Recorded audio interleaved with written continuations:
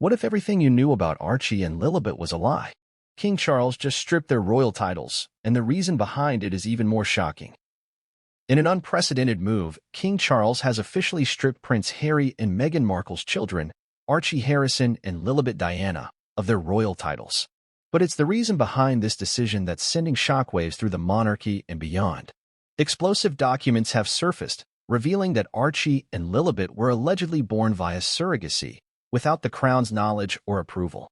For the first time in modern history, royal protocol has been shattered, casting doubt on the very legitimacy of Harry and Meghan's children. Is this a calculated move by King Charles to secure the line of succession, or a ruthless punishment for Harry and Meghan's defiance? And with allegations of secrecy and betrayal looming, the world is left asking, what else is the royal family hiding? Stay with us as we uncover the truth behind this royal bombshell. Before we continue, please hit the like button, subscribe to the channel, and turn on the notification bell for updates. The world woke up to a shocking headline that sent waves of controversy rippling through royal and public circles alike. The news was almost too outrageous to believe. King Charles, in a historic and unprecedented move, officially stripped his grandchildren, Archie Harrison and Lilibet Diana, of their royal titles. For those who have followed the tumultuous journey of Prince Harry and Meghan Markle since their departure from royal duties, this revelation was both shocking and deeply consequential. But it wasn't just the title revocation that made headlines. It was the reason behind it that truly rocked the monarchy to its core. The claims were jaw-dropping. Archie Harrison and Lilibet Diana, the beloved children of Prince Harry and Meghan Markle, were allegedly not born through natural means but via surrogacy. This in itself would not have been as significant had it not been for the grave allegation that Harry and Meghan failed to disclose this vital piece of information to the crown, a violation of royal protocol that left the monarchy reeling. The documents supposedly uncovered by King Charles detailed the circumstances of the births, and the sheer weight of this revelation prompted the monarch to take immediate and irreversible action. Inside Buckingham Palace, the atmosphere was tense and fraught with tension. Rumors swirled through the gilded corridors as staff and insiders whispered about the potential fallout from such a decision. Stripping royal titles is not a decision made lightly. It is steeped in tradition and can only be executed for the most serious of reasons. As news of King Charles's decision reached the public, reactions ranged from shock to disbelief, and heated debates erupted across social media platforms and news outlets worldwide. Prince Harry, known for his deep attachment to his children, was reportedly devastated. A close friend of the Duke of Sussex revealed that Harry had never expected his father to take such a drastic step. The relationship between the two had been strained since Harry and Meghan's departure from royal duties, but this move seemed to mark an irreparable rift. Meghan, too, was reportedly livid, feeling that her children were being targeted as a form of punishment for her own conflicts with the monarchy. Across the Atlantic, reactions varied from support for Harry and Meghan to skepticism regarding the veracity of the claims. In the United Kingdom, traditionalists rallied behind King Charles, insisting that if protocol had indeed been violated, it was only right for the titles to be rescinded. Others, however, questioned the timing and motivations behind the decision, suggesting that it was more of a personal vendetta than an act of royal duty. As the story continued to unfold, the gravity of the situation became increasingly apparent. The public wanted answers. How had this information remained hidden for so long? Why did King Charles choose now to reveal it?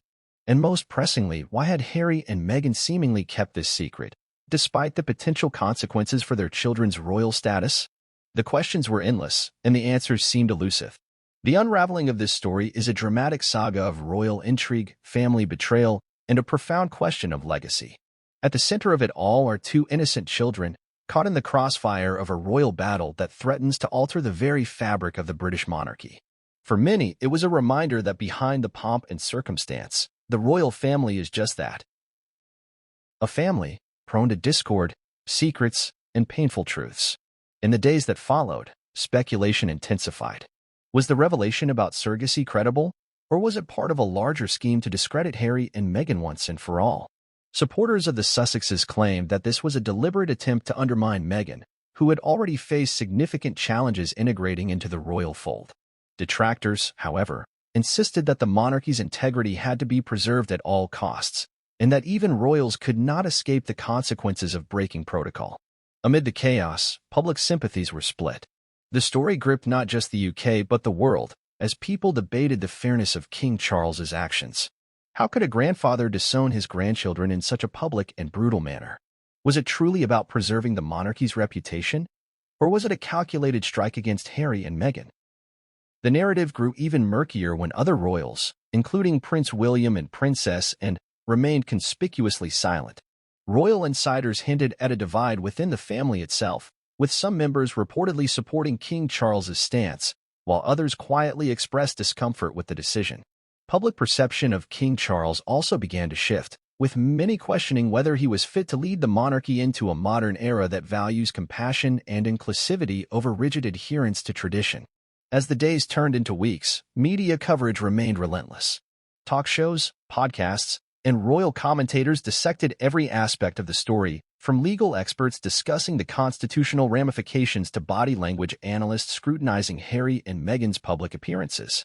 A royal expert pointed out that while the monarchy had weathered countless storms over the centuries, this particular crisis was unprecedented. Prince Harry, faced with the monumental task of navigating this scandal, remained steadfast in his belief that his children's identities should not be up for debate. In an emotional statement released through a spokesperson, he declared that Archie and Lilibet were his children, regardless of how they came into the world. He criticized the palace's handling of the situation, calling it an unforgivable betrayal and accusing the monarchy of succumbing to outdated and prejudicial attitudes. Meanwhile, Meghan reportedly began consulting legal experts to challenge the decision, hinting at a possible court battle that could drag the monarchy into even deeper turmoil. Supporters of the Sussexes rallied online, arguing that the focus on surrogacy was both invasive and discriminatory, while critics maintained that the truth had to come out, no matter the personal cost. This introduction sets the stage for a gripping, multi-layered story that delves into royal protocol, family betrayal, and the societal implications of reproductive choices within a historical institution. As the narrative unfolds, one question remains at the forefront. Will the monarchy survive this scandal unscathed? Or will this decision mark the beginning of a new, more tumultuous chapter in the royal saga? The royal family is one of the oldest and most storied institutions in the world, bound by centuries of tradition, unyielding protocol, and a rigid hierarchy that defines not only who they are but also how they are perceived by the world. Titles within the monarchy are far more than mere ceremonial designations. They are symbols of lineage, legacy, and legitimacy. To be stripped of a royal title is not just a loss of status, it is a symbolic severing from the heart of royal tradition, a clear message that one is no longer recognized within the sacred order of the crown. For Archie Harrison and Lilibet Diana, their titles were not simply decorative. As the grandchildren of the reigning monarch, they were born with a certain expectation of privilege and standing. The titles of prince and princess were a matter of debate ever since their births, given the unique circumstances surrounding Harry and Meghan's decision to step back from royal duties. Initially, the decision was made for them to remain styled simply as Master Archie and Miss Lilibet, rather than adopting the titles traditionally granted to the grandchildren of the monarch. This choice, controversial in its own right, was widely interpreted as part of Harry and Meghan's attempt to grant their children a semblance of normalcy, free from the suffocating scrutiny that often accompanies royal life. But behind the facade of this seemingly simple choice lay a complex web of royal protocol. According to letters patent issued by King George V in 1917, the right to be called prince or princess is reserved for the children of the sovereign, the children of the sons of the sovereign, and the eldest son of the Prince of Wales. By this decree, Archie and Lilibet were indeed entitled to these titles upon the accession of King Charles. However, the decision by Harry and Meghan to step back from their roles created a murky gray area, raising questions about whether the children, who would be growing up largely outside the realm of royal duties, should indeed hold such titles. When King Charles made the unprecedented decision to strip Archie and Lilibet of their titles, it was a move that shattered the expectation of royal continuity. To understand the gravity of this decision, one must grasp the weight that titles carry within the monarchy. A title is not merely a name. It is an embodiment of centuries of tradition, a mark of belonging within one of the most exclusive families in. The revelation came like a bolt of lightning, electrifying news outlets and shaking the very foundations of the royal establishment. The whispers that had lingered in hushed conversations and speculative tabloid spreads for years finally erupted into full-blown scandal. Archie Harrison and Lilibet Diana were not born through natural means, but via surrogacy. More startling still was the claim that this information had been deliberately withheld from the crown, a breach of royal protocol that reverberated through the hallowed halls of Buckingham Palace and beyond. The allegations were first brought to light by a well-placed insider who claimed that documents had been unearthed by King Charles himself. These documents, reportedly locked away in a confidential file, detailed the arrangement made by Prince Harry and Meghan Markle to bring their children into the world through surrogacy. According to the source, the royal couple had gone to extraordinary lengths to keep this information under wraps, evading the traditional channels of royal birth announcements and sidestepping the stringent medical verifications typically required by the monarchy. The British press, always eager to seize upon royal scandal, erupted with frenzied speculation. Headlines screamed betrayal, deceit, and a breach of trust so severe it threatened to unravel the very fabric of the monarchy's carefully curated image. The revelation was not just a personal matter, it was a constitutional dilemma.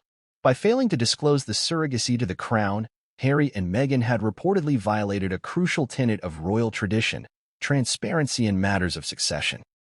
This principle, established centuries ago, was designed to protect the purity of the bloodline and maintain the integrity of the royal line of succession. But how had this secret remained buried for so long? According to palace insiders, the Duke and Duchess of Sussex had employed a network of privacy measures to shroud the births in mystery. Meghan's highly publicized hospital visits and strategically timed photographs were part of a broader narrative that suggested a traditional birth. Yet, behind the scenes, arrangements had allegedly been made far from the prying eyes of the press and royal observers. The surrogate, whose identity remains undisclosed, was reportedly whisked away to a private location under strict confidentiality agreements. It was only when King Charles ascended to the throne that the matter came under scrutiny. His commitment to transparency and modernization of the monarchy led him to question certain inconsistencies in the records. The details, once uncovered, sent shockwaves through his newly formed court. For Charles, this was not merely a personal betrayal, it was a constitutional crisis. The legitimacy of his grandchildren, and by extension the line of succession, had been called into question. Royal biographers and historians were quick to weigh in, drawing comparisons to previous royal controversies that had threatened the stability of the crown. Some pointed to the 1936 abdication crisis, when King Edward VIII gave up the throne to Mary Wallis Simpson, a twice-divorced American. Others referenced the tumultuous years of Princess Diana's public battles with the royal family. But this scandal, many agreed, was different. It struck at the very heart of what it meant to be royal, lineage, legacy, and the right to inherit. In the days that followed, the palace went into damage control. Official statements were sparse, calculated, and carefully worded to prevent further fallout. Buckingham Palace issued a brief but pointed declaration affirming King Charles's commitment to protecting the integrity of the monarchy while hinting at necessary actions to rectify the breach. Though the statement did not explicitly reference surrogacy, the implication was clear. Rules had been broken, and consequences were inevitable. Public reaction was divided. Supporters of Harry and Meghan denounced the scrutiny as another example of the royal institution's archaic values and thinly veiled discrimination against Meghan. Social media platforms buzzed with outrage, with hashtags like #StandWithSussex trending for days. Advocates for women's rights and reproductive choices took up the cause, arguing that Meghan's decisions about her body and her children's births were private matters and should remain so. For many, the backlash against the Sussexes was yet another example of the monarchy's inability to evolve with the times. On the other side of the debate, royal traditionalists were vocal in their support of King Charles's decision. For them, the monarchy was more than just a family. It was a symbol of continuity, legacy, and order. The use of surrogacy, without the knowledge and consent of the crown, represented a breach of trust that could not be overlooked. Columnists for conservative newspapers penned scathing op-eds demanding accountability and praising Charles for his decisive action. Amidst the uproar, legal experts began weighing in on the potential implications. Under British law, the use of surrogacy is legal, but it is fraught with complexities when it comes to matters of inheritance and titles. A child born via surrogacy does not automatically receive the same rights as a naturally born heir unless certain legal steps are taken to transfer parentage. For royal heirs, this process is even more intricate. Without full disclosure to the crown, Archie and Lilibet's claims to their titles were now shrouded in doubt. Behind closed doors, the ripple effects of this revelation were felt deeply. Meghan was reportedly furious, feeling personally attacked and betrayed by the institution she had once dreamed of joining. Harry, caught between loyalty to his wife and respect for his birthright, was said to be livid. Friends close to the couple revealed that heated conversations had taken place, with Harry challenging his father's decision as both cruel and unnecessary. According to insiders, Meghan had even suggested that the move was less about protocol and more about silencing her, a continuation of what she had long described as a campaign of harassment from within the palace walls. The story only grew more complex as whispers of legal action began circulating. Meghan, known for her tenacity and unwillingness to back down, was reportedly consulting legal experts on challenging the decision. The argument was simple. Archie and Lilibet were their children, regardless of how they came into the world. To strip them of their titles based on the means of their birth, Meghan believed, was both unconstitutional and cruel. Speculation grew about whether the Sussexes would go public with their side of the story. Some predicted a major interview, perhaps even another sit-down with Oprah or a Netflix special that would allow them to tell their truth. Others speculated that Meghan, emboldened by public support, might take her fight directly to the courts, challenging not just the decision, but the very constitutionality of the monarchy's right to make it. As the dust began to settle, one thing was clear. The revelation of Archie and Lilibet's surrogacy had sparked a firestorm of controversy that threatened to burn through the thin veneer of royal unity. For the monarchy, it was a challenge to its age-old traditions and the legitimacy of its line of succession. For Harry and Meghan, it was yet another battle in their long and bitter war with the institution that they had once called home. The British monarchy, with its grand traditions and elaborate ceremonies, is often seen as the embodiment of stability and continuity. Yet, behind the opulent facades of Buckingham Palace and Windsor Castle, the royal family has long been haunted by secrets and scandals that have threatened to unravel its carefully curated image. The revelation of Archie and Lilibet's surrogacy and the stripping of their titles by King Charles is not the first time the monarchy has been rocked by controversy. It is simply the latest chapter in a long history of royal secrets hidden behind gilded doors.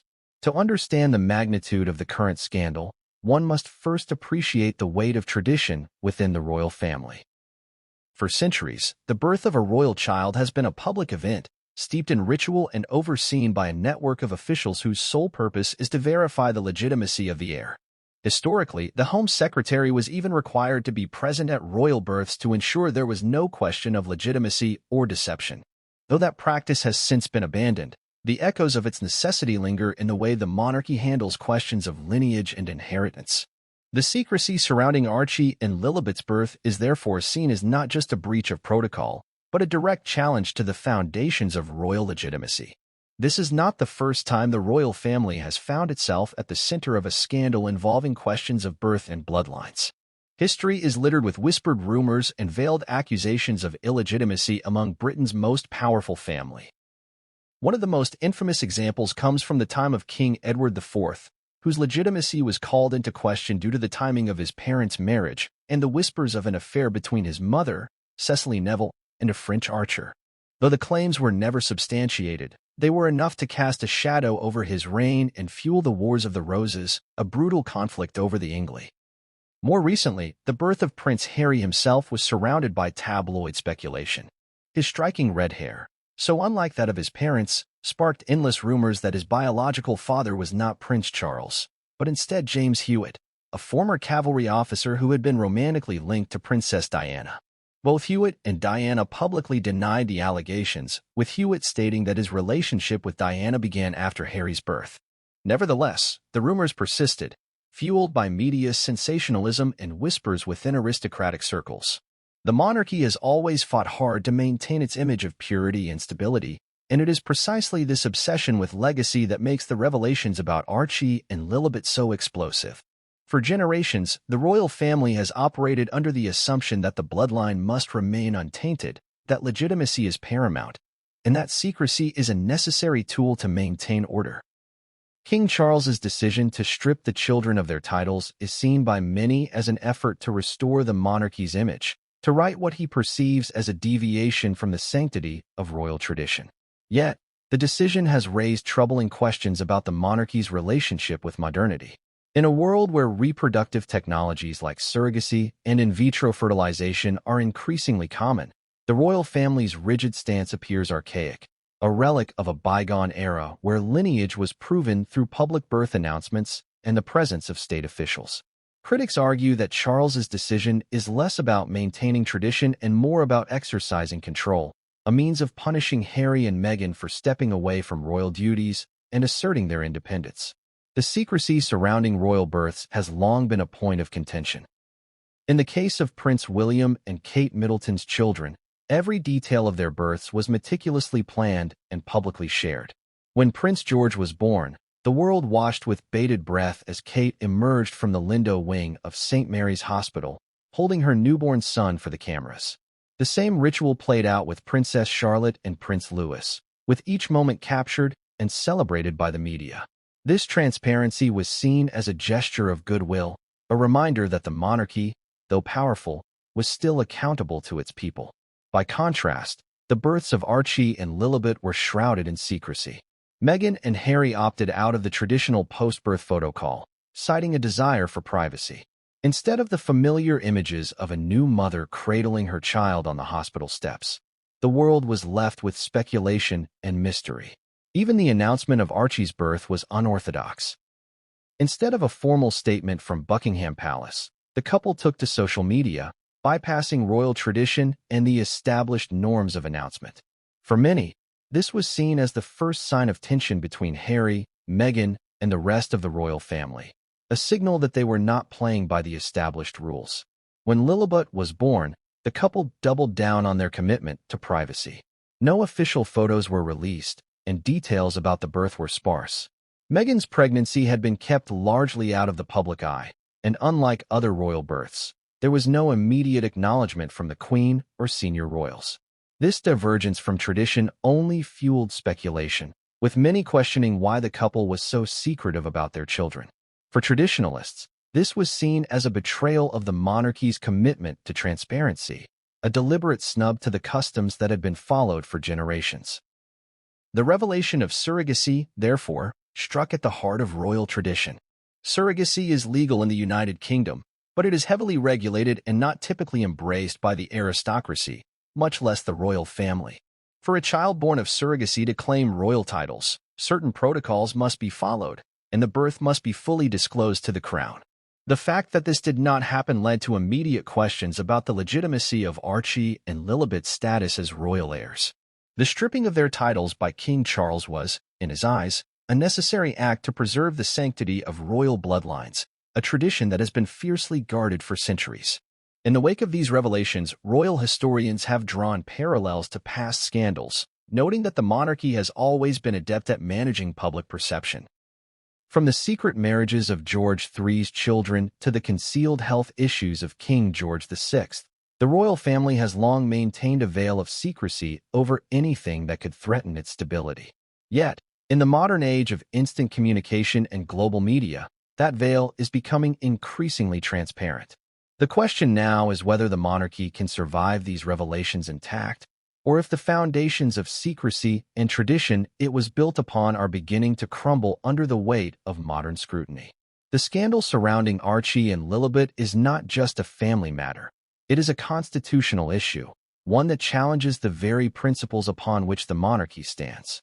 For King Charles, the decision to strip their titles was an assertion of power, a declaration that tradition must be upheld at all costs. For Harry and Meghan, it is a battle for legitimacy, not just for themselves, but for their children. And for the public, it is yet another reminder that the royals, despite their crowns and castles, are not immune to the fractures and feuds that plague even the most ordinary of families. The history of royal secrecy is long and storied, but never before has it been so exposed, so raw, and so divisive. As the dust settles, the world watches to see if the monarchy will stand firm in its traditions or bend to the pressures of modernity that demand transparency, equality, and reform. The decision by King Charles to strip Archie Harrison and Lilibet Diana of their royal titles did not come lightly. For months, rumors had swirled within the walls of Buckingham Palace that the newly crowned monarch was grappling with an unprecedented dilemma, one that threatened to not only disrupt his family but potentially damage the very integrity of the monarchy itself. As a ruler keenly aware of his public image and the legacy of his reign, Charles understood the gravity of the decision before him. Yet, when the final decision was made, it was both swift and unequivocal, a move that left his son Prince Harry and daughter-in-law Meghan Markle stunned and deeply wounded. To comprehend the complexity of King Charles's decision, one must first understand the ethos that drives his leadership. Ascending to the throne after the death of Queen Elizabeth II, Charles knew that his reign would be defined not only by his ability to uphold royal traditions but also by his willingness to modernize the monarchy to better reflect the times. It was a delicate balance, respecting the past while cautiously stepping into the future. However, the revelation that his grandchildren were born via surrogacy, without proper disclosure to the crown, placed Charles in an agonizing position. For King Charles, the crux of the matter was not merely the surrogacy itself but the secrecy that surrounded it. The monarchy, by its very nature, thrives on transparency when it comes to lineage and succession. Throughout British history, every heir's birth has been meticulously documented, scrutinized, and, at times, even witnessed by government officials to ensure the legitimacy of the line. This rigid adherence to protocol ensures that no one can challenge the authenticity of the bloodline, preserving the sanctity of the royal family's claim to the throne. When King Charles discovered the documents that pointed to surrogacy, his initial reaction was one of disbelief. How could something of such magnitude have been hidden from the crown? As he delved deeper into the matter, it became apparent that Harry and Meghan had deliberately chosen to keep this information from the monarchy, believing that the method of their children's birth was a private matter.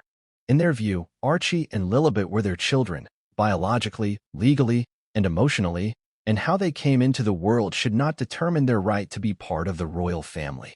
But Charles saw the situation differently. As king, he bore the weight of safeguarding not just his family's reputation but the constitutional framework of the monarchy itself. If Archie and Lilibet were indeed born via surrogacy, without the proper disclosure or documentation required by royal protocol, it could set a dangerous precedent. The monarchy could not afford even the slightest question over the legitimacy of an heir, for the ripple effects would be far-reaching, impacting both public perception and the stability of the crown. Moreover, Charles faced mounting pressure from his advisors, who argued that ignoring the situation would only embolden future challenges to royal protocols. The notion that a royal birth could be concealed from the monarchy, no matter the reason, threatened the transparency that was essential to maintaining public trust. After intense deliberation with senior aides, legal experts, and constitutional advisors, Charles made the decision: Archie and Lilibet's titles would be rescinded. The announcement, when it came, was devoid of fanfare.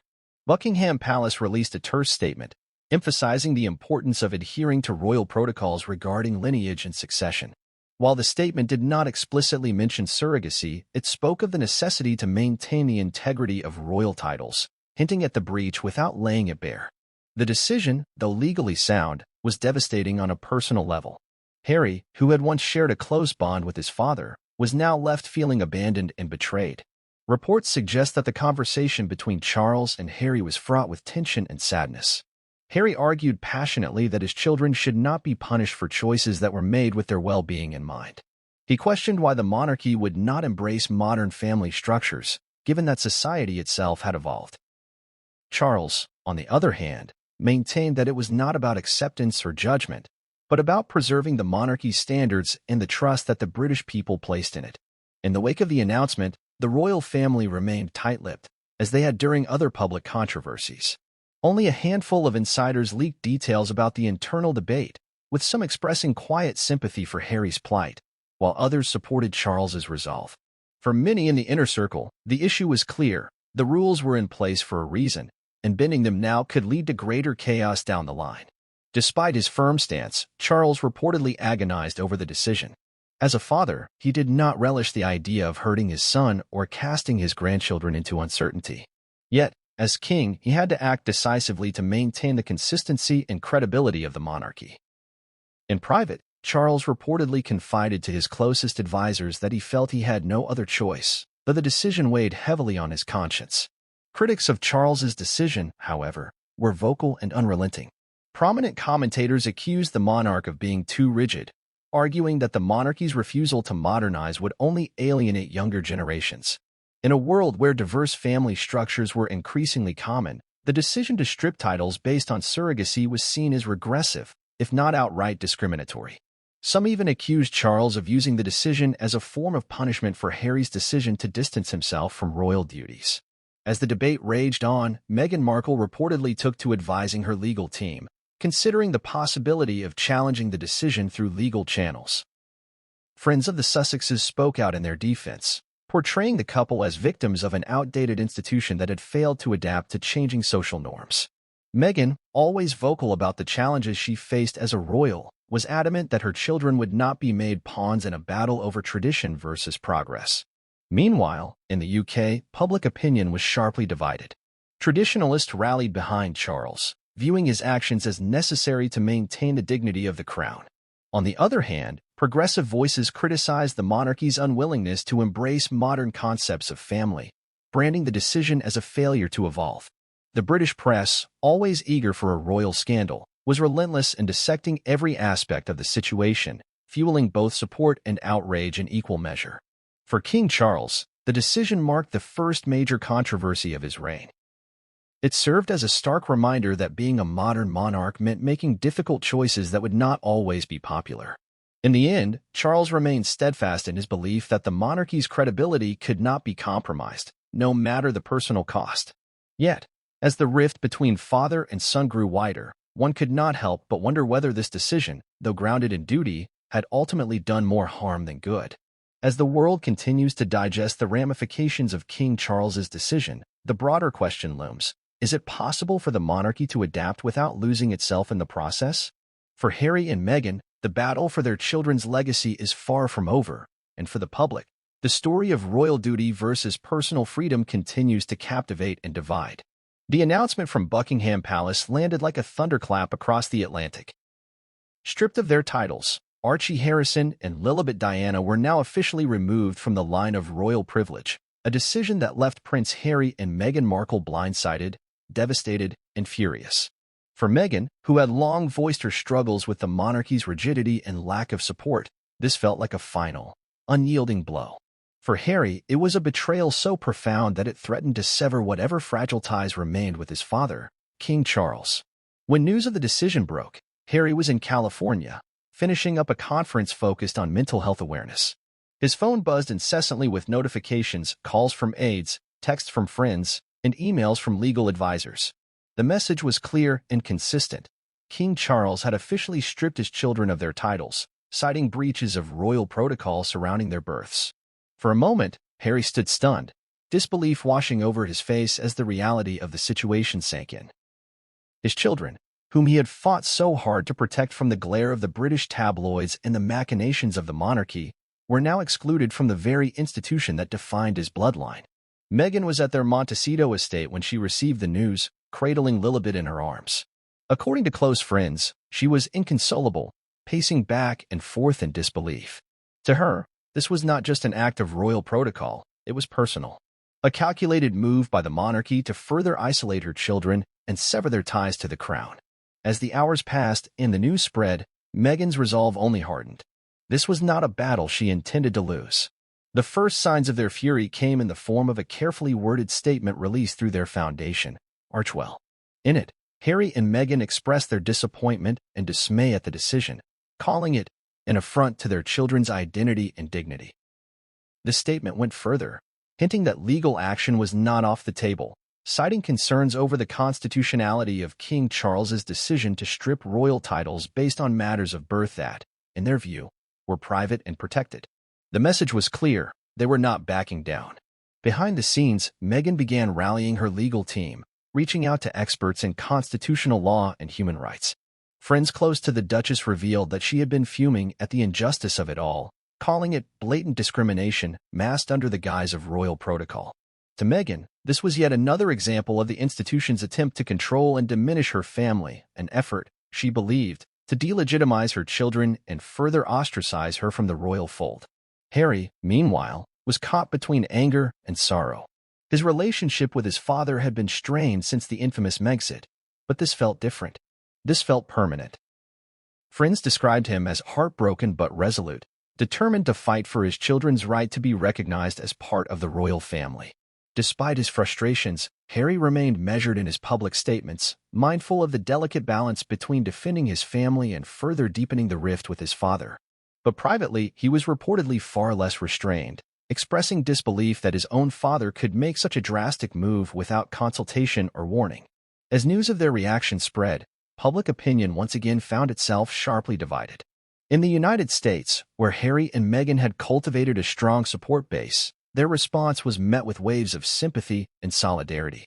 Talk show hosts and media personalities rallied behind the couple, lambasting King Charles for what they saw as a draconian exercise of power that ignored modern family dynamics. Hashtags like #StandWithSussex trended for days, with supporters expressing outrage over what they deemed archaic and punitive measures against innocent children. In the United Kingdom, however, reactions were less forgiving. British tabloids, notorious for their criticism of Meghan, framed the couple's response as yet another example of their refusal to respect royal tradition. Headlines splashed across the morning papers labeled Harry's reaction as childish and Meghan's as manipulative, accusing the couple of leveraging their children as pawns in their ongoing feud with the monarchy. Royal commentators were quick to defend King Charles, citing his duty to uphold the sanctity of royal bloodlines and the protocols that had sustained the monarchy for generations. Amid the media firestorm, Meghan and Harry began reaching out to influential allies, determined to build a case not just in the court of public opinion, but in legal jurisdictions as well. Meghan's legal team began exploring potential avenues for challenging the decision, including appeals to human rights organizations that focused on children's rights and anti-discrimination laws. The legal argument, as framed by their advisors, was that the decision to strip their children of royal titles based on surrogacy was both unconstitutional and prejudicial, especially in an age where reproductive choices were considered private and protected under international human rights agreements. The couple also reportedly consulted with high-profile political figures who had long criticized the monarchy's resistance to modernization. According to insiders, Meghan reached out to American political allies who had expressed support for their stance against royal tradition, seeking counsel on how best to leverage international pressure. It was a bold move, one that hinted at Meghan's growing willingness to confront the monarchy head-on, no longer restrained by the obligations of royal decorum. Harry, for his part, found solace in his growing advocacy for mental health awareness, using his platform to subtly address the challenges of family estrangement and the toll of generational expectations. In a public appearance just days after the announcement, Harry spoke of the importance of protecting children's identities and shielding them from institutional pressures, a statement many believed was a veiled reference to his own children's plight. Despite their defiance, the reality of the situation remained stark. Archie and Lilibet were no longer royal. Their names would not be inscribed in the line of succession, and their connection to the crown would be one of history, not legacy. For Meghan, this was a wound that cut deep. Sources close to her revealed that she felt personally targeted, that the decision was less about royal tradition and more about punishing her for her independence and refusal to conform to the expectations of royal life. As the weeks wore on, tension only grew between Montecito and Buckingham Palace. Communications reportedly ceased, with Harry and Meghan relying on legal representatives to communicate their grievances. King Charles, despite public pressure, remained steadfast in his decision, issuing no further statements and declining to address the Sussexes' legal threats. To many, it seemed like a standoff, one that neither side was willing to lose. For Harry and Meghan, the battle was just beginning. Their fury was not only fueled by the stripping of titles, but by what they perceived as an attack on their family, a move designed to delegitimize their children and question their right to exist within the royal framework. For Meghan, especially, it was personal. The narrative that had painted her as an outsider, as someone unfit for royal life, now seemed to extend to her children, and she was not prepared to stand idly by. The couple's legal team began laying the groundwork for what could be an unprecedented legal challenge against the monarchy, one that could potentially redefine the rules of royal succession and force a modern reckoning with centuries-old traditions. Meghan, always the strategist, reportedly began consultations with media allies to control the narrative, ensuring that their story would be told not through the lens of scandal, but through one of justice and equal rights. For Harry, the decision marked the deepening of a chasm that had begun the day he chose to step back from royal duties. Now, with his children caught in the crossfire, his resolve only seemed to strengthen. Friends close to the couple described their unity as unbreakable, bonded not just by love but by a shared mission to protect their family from the clutches of royal protocol and the whims of tradition. The stage was now set for a confrontation that would test not just familial bonds, but the very foundation of the British monarchy itself. And for Harry and Meghan, the fight for their children's right to be acknowledged as royal was far from over. The decision to strip Archie Harrison and Lilibet Diana of their royal titles did more than sever symbolic ties. It fundamentally altered the structure of the royal line of succession. For centuries, the British monarchy has adhered to strict guidelines that determine who inherits the throne and who falls in line behind them. These rules, deeply rooted in tradition and constitutional law, are not easily changed, and any shift in the line of succession sends ripples through the royal institution, the government, and the public's perception of the crown. Archie and Lilibet, as the children of Prince Harry, had been positioned within the line of succession from birth. Despite Harry's decision to step back from royal duties and relocate to the United States, his place in the line remained intact, as did that of his children. Before the revelation of their surrogacy, Archie stood seventh in line to the throne, with Lilibet directly behind him. This positioning, while distant from the immediate crown, still held significant symbolic importance. It represented continuity, a visible connection between the modern monarchy and its future generations. King Charles's decision to revoke their titles, however, introduced unprecedented uncertainty. While it was clear that the removal of their titles symbolically distanced them from royal life, questions lingered about the technical implications for their place in the line of succession. Constitutional experts weighed in, noting that while titles can be stripped, lineage cannot be erased without significant legal intervention. The matter was further complicated by the claims of surrogacy, an issue that the monarchy had never before confronted. In the United Kingdom, surrogacy is legal, but its implications for inheritance are complex. According to British law, children born via surrogacy are not automatically considered the legal children of the commissioning parents unless specific legal processes are followed. This includes parental orders and the proper registration of birth details with the Crown's records. The revelation that Harry and Meghan allegedly did not follow these protocols sparked a constitutional debate. If Archie and Lilibet's births were not recorded correctly, some argued, their claims to the line of succession could be rendered void. The ramifications extended beyond mere legalities. Within Buckingham Palace, senior aides scrambled to assess the potential fallout.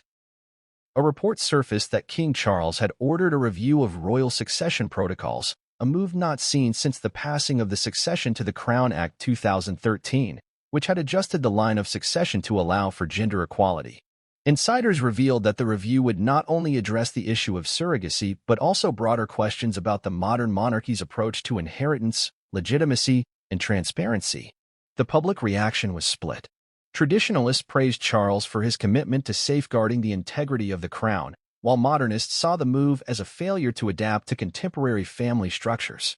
Public debates raged across social media platforms and news outlets, with some questioning the monarchy's relevance in a rapidly evolving society. Others defended the institution's adherence to tradition, arguing that the monarchy's strength lay in its resistance to change. In Parliament, whispers of constitutional reform grew louder. Members of the opposition party called for a re-examination of royal privileges and the hereditary system, citing the controversy as evidence of the monarchy's outdated principles. Some lawmakers pushed for clearer legal definitions regarding succession and surrogacy, insisting that the ambiguity surrounding Archie and Lilibet's status highlighted deeper issues within the institution's legal framework. Internationally, the debate took on even greater significance. The Commonwealth nations, which recognized the British monarch as their symbolic leader, watched closely. In countries like Canada and Australia, where discussions about republicanism have simmered for years, the controversy reignited calls for independence from the crown. Political commentators in Sydney and Toronto openly questioned whether the line of succession should still hold weight in their countries if it could be so easily disrupted by palace politics. The broader implications for the monarchy were not lost on royal historians. For centuries, the line of succession had been carefully managed, insulated from scandal to maintain the monarchy's stability. Even during tumultuous periods, such as the abdication of Edward VIII or the controversies surrounding Princess Diana, the line of succession remained untouched. It was a symbol of continuity, a thread that connected each generation to the next. King Charles's decision, however, introduced a new element of uncertainty, one that hinted at a potentially fragile future for the monarchy. Behind palace doors, discussions grew tense. Prince William, now the direct heir to the throne, was said to be deeply concerned about the potential long-term effects of his father's decision. According to sources, William feared that altering the line of succession, even symbolically, would set a dangerous precedent. If Archie and Lilibet could be removed from the royal fold based on matters of birth, what would stop future heirs from facing similar scrutiny? Could the monarchy withstand the erosion of its traditions in the name of modernity? Others within the royal family reportedly supported King Charles's move, viewing it as a necessary step to preserve the sanctity of the bloodline. Princess Anne, known for her commitment to royal duty, was one of the few senior royals who voiced her support publicly. In a rare interview, she remarked that the monarchy had survived for centuries precisely because it upheld tradition, even when it was difficult or unpopular. Our strength, she stated, lies in our ability to remain steadfast, even when the world around us changes. The tension between tradition and modernity, however, was not easily reconciled. Legal experts speculated that the decision could be challenged in court, particularly if Harry and Meghan decided to pursue legal action. In California, where the couple now resides, Meghan reportedly consulted with attorneys to explore options for reinstating her children's titles and securing their place in the line of succession. If pursued, such a legal battle would be unprecedented, marking the first time in modern history that royal succession would be contested in a court of law. Meanwhile, public discourse continued to simmer. Supporters of Harry and Meghan argued that Archie and Lilibet were being unfairly targeted, caught in the crossfire of a family feud that had spiraled into public spectacle. Critics, however, maintained that the monarchy had every right to enforce its protocols, especially when questions of legitimacy and transparency were at stake. The deeper question that lingered was whether the line of succession could, or should, be altered based on changing social norms. For centuries, the British monarchy had prided itself on its adherence to tradition, resisting the tides of societal change in favor of continuity and stability. Yet, with the world evolving rapidly, many wondered if the monarchy could continue to operate under rules written in a different era. Could the royal family maintain its place in modern Britain without bending to contemporary expectations of equality, privacy, and reproductive freedom? For King Charles, the decision was a line drawn in the sand, a declaration that the monarchy would not compromise its principles, even for his own grandchildren. But as debates raged across the globe and calls for reform grew louder, the question remained whether that line would hold, or if the tides of modernity would inevitably force it to shift. The announcement from Buckingham Palace that Archie Harrison and Lilibet Diana had been officially stripped of their royal titles sent shockwaves through media outlets across the globe. Within minutes of the news breaking, major networks in the United Kingdom, the United States, and even as far as Australia and South Africa began running the story with breathless urgency. Headlines screamed of royal betrayal, scandal, and an unprecedented move by King Charles that many were quick to call a declaration of war on Prince Harry and Meghan Markle. In Britain, the reaction was immediate and intense. The BBC, ITV, and Sky News launched rolling coverage, dissecting the implications of the decision with panels of royal experts, political analysts, and historians. Pundits discussed not only the technicalities of title removal but the broader implications for the monarchy's image and global standing. On the morning talk shows, debates raged over whether King Charles's decision was a justified enforcement of royal tradition or a cruel punishment aimed at the Sussexes for their defiance and public criticism of the crown. The British tabloids, long known for their antagonistic relationship with Meghan Markle, seized the opportunity to reignite past controversies. Front-page headlines splashed phrases like "stripped of royalty," "King Charles's ultimate punishment," and "no more royal blood." Columnists wrote scathing opinion pieces, criticizing Meghan and Harry for their reckless disregard for tradition, while simultaneously applauding Charles for restoring what they called royal dignity. One particularly biting editorial from the Daily Mail described the decision as long overdue, suggesting that Harry and Meghan's behavior since their departure from royal duties had warranted such consequences. Not everyone in the United Kingdom, however, supported the decision. Social media platforms exploded with divided opinions, with hashtags like hashtag Justice for Sussexes and hashtag Modernize the Monarchy trending for days. Younger generations, particularly those who had championed Meghan as a symbol of progress and modernity within the royal family, expressed outrage over what they saw as blatant discrimination. Instagram stories, TikTok videos, and Twitter threads dissected the decision with passionate defenses of the couple's right to privacy and autonomy. Memes flooded the internet, mocking the monarchy's obsession with tradition and its inability to adapt to the modern world. Across the Atlantic, the reaction was even more dramatic. In the United States, where Harry and Meghan had built a loyal base of supporters since relocating to California, news outlets painted the decision in a far different light. CNN, MSNBC, and even Fox News ran sympathetic pieces highlighting Meghan and Harry's charitable work and their vocal stance against what they described as royal oppression. American talk show hosts, always eager for royal drama, used their platforms to denounce the monarchy's decision, framing it as an attack not just on the couple, but on modern ideals of family and reproductive rights. The view from American morning talk shows was clear. This was a battle of old versus new, tradition versus progress. Meghan's background as a biracial American woman who had broken into the ranks of the world's most exclusive institution was heralded as a triumph of modernity. And the decision to strip her children of their titles was framed as a step backward into the shadows of colonial-era thinking.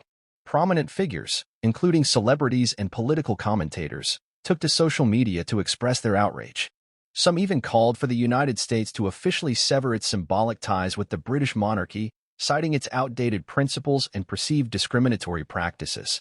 The global reaction was no less fierce.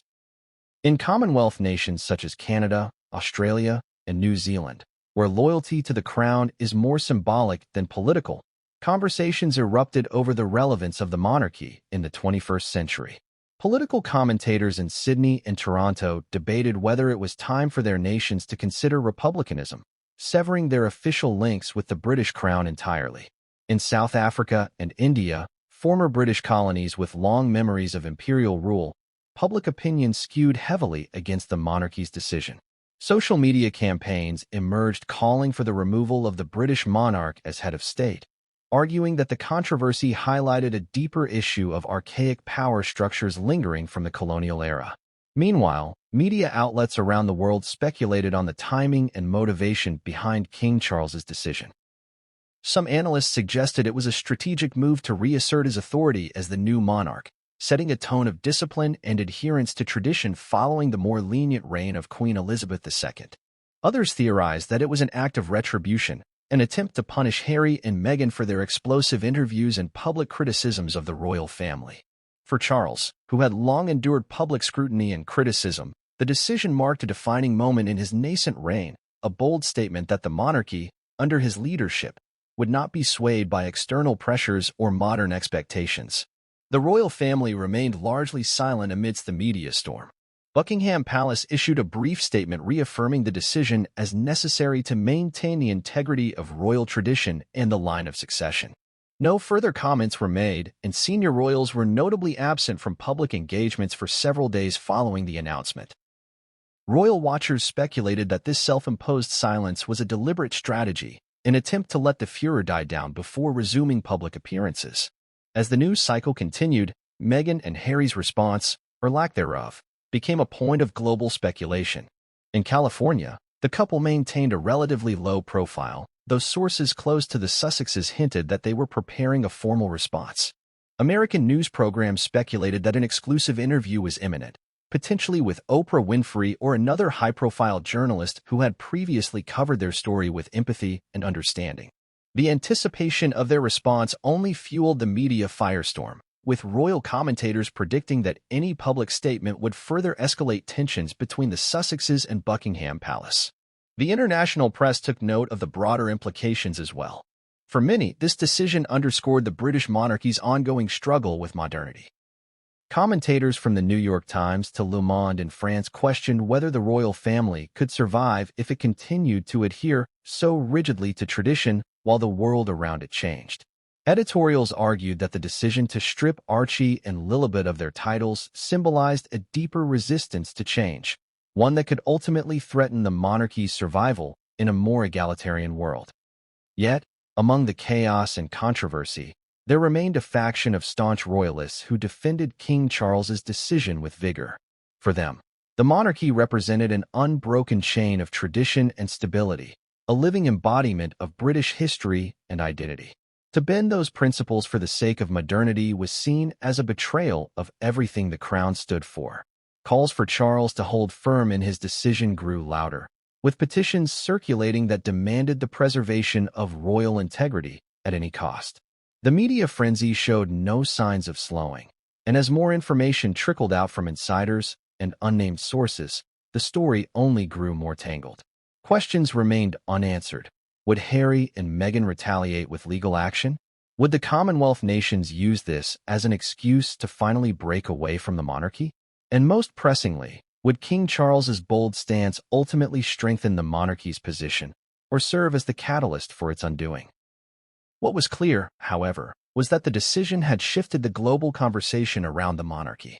No longer was it merely a symbol of British heritage. It was now the focal point of debates on tradition versus modernity, equality versus privilege, and the rights of children born into royal bloodlines.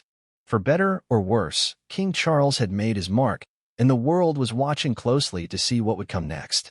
The timing of King Charles's decision to strip Archie Harrison and Lilibet Diana of their royal titles did not go unnoticed. For many observers, the move seemed sudden, almost calculated, a strategic play that hinted at motivations far deeper than mere adherence to tradition. While the official statement from Buckingham Palace framed the decision as a matter of protocol and integrity, insiders whispered of hidden agendas, unresolved family disputes, and a king eager to solidify his legacy amidst growing challenges to the monarchy. King Charles, long known for his measured demeanor and strict adherence to royal expectations, had spent decades in the shadow of his mother, Queen Elizabeth II. His ascent to the throne, while anticipated, came with its own set of pressures and expectations. Unlike his mother, whose reign symbolized stability and continuity, Charles's leadership was met with a mix of hope and skepticism. For many, his reign represented a crossroads, an opportunity to modernize the monarchy or an insistence on clinging to tradition. And it was against this backdrop that he made the bold decision to strip his own grandchildren of their titles. To fully grasp the reasoning behind Charles's timing, one must look back at the years of mounting tension between the monarch and his youngest son, Prince Harry. From the moment Harry and Meghan announced their decision to step back from royal duties in early 2020, the relationship between father and son began to unravel. Publicly, Charles maintained a facade of unity, but behind the scenes, reports of strained conversations, bitter disagreements, and long-standing grudges painted a very different picture. Harry's tell-all interviews, his memoir, and the couple's bombshell interview with Oprah only deepened the divide. For Charles, the decision to revoke Archie and Lilibet's titles was about more than just protocol, it was about control. By exercising his authority as monarch to redefine who held royal titles, Charles was sending a clear message not only to Harry and Meghan but to the world. The monarchy, under his reign, would not be subject to deviation or defiance. Those who strayed from tradition or questioned the sanctity of royal protocol would face consequences, regardless of bloodline. There were whispers that Charles's timing was also influenced by pressure from senior advisors and close family members. Princess Anne, a staunch defender of tradition and royal duty, was reportedly vocal in her support of the decision. Known for her no-nonsense approach to royal life, and had long advocated for a slimmed-down monarchy, one that focused more on direct heirs and less on distant relatives. Insiders suggested that she, along with other senior royals, had been quietly encouraging Charles to make bold moves that would reinforce the monarchy's core values and cut away what she considered to be distractions. It was also noted that Camilla, now queen consort, had taken an increasing role in matters of royal policy since Charles's ascension to the throne. While her influence remained largely behind the scenes, sources hinted that she had been a key supporter of the decision to strip Archie and Lilibet of their titles. Camilla's perspective, shaped by years of public scrutiny and gradual acceptance into the royal fold, was one of protecting the monarchy from further scandal. She believed that the constant drama surrounding Harry and Meghan was not only damaging to the royal family's image but also detracting from the duties of those who remained committed to their roles. But beyond familial influence, there were political considerations at play. King Charles, conscious of the growing Republican sentiment in Commonwealth nations, understood that his reign would be judged not only by his adherence to tradition but also by his ability to maintain unity across the territories. Australia, Canada, and Jamaica, in particular, had seen a surge in discussions about severing ties with the monarchy.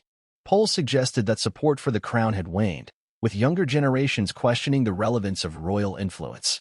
By making a decisive statement about who deserved royal status, Charles hoped to present an image of strength and resolve, one that could counter the narrative of a monarchy out of touch with modern values. There were also rumors of legal motivations behind the timing.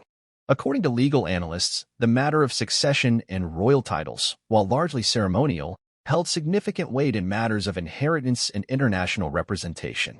The revelation of Archie and Lilibet's surrogacy raised questions about the legitimacy of their claims to royal titles.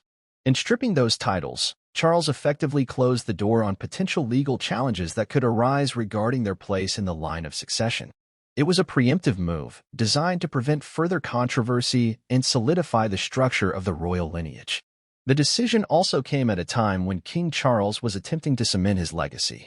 His mother, Queen Elizabeth, had left behind an era defined by grace and consistency.